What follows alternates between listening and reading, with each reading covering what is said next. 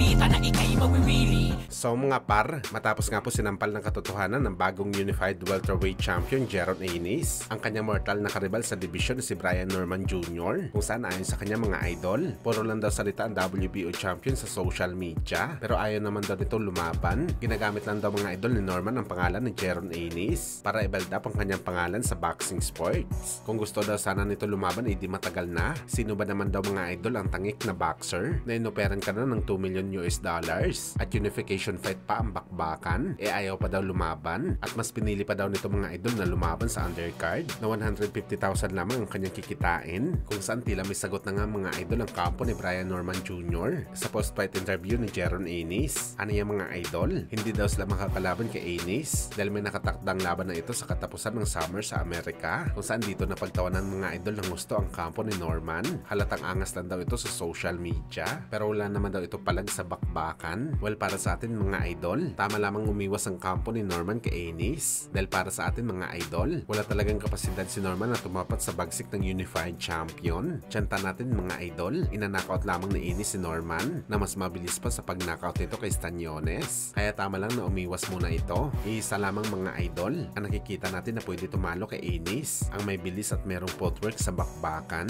yung kaya makipagsabayan sa kanyang bilis. Lugi talaga mga idol kay Ennis ang mga fighter na isang flat-footed. Punching target lang talaga ito sa kanya sa ibabaw ng boxing ring.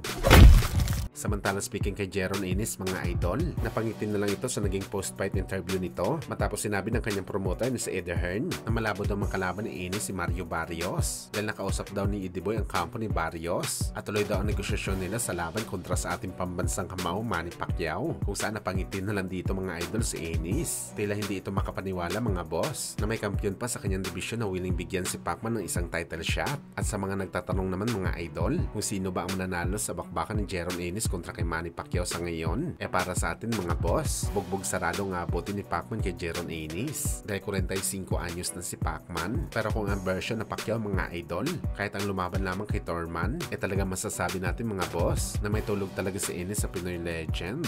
In your opinion, I heard that Barrios was talking about fighting Manny Pacquiao.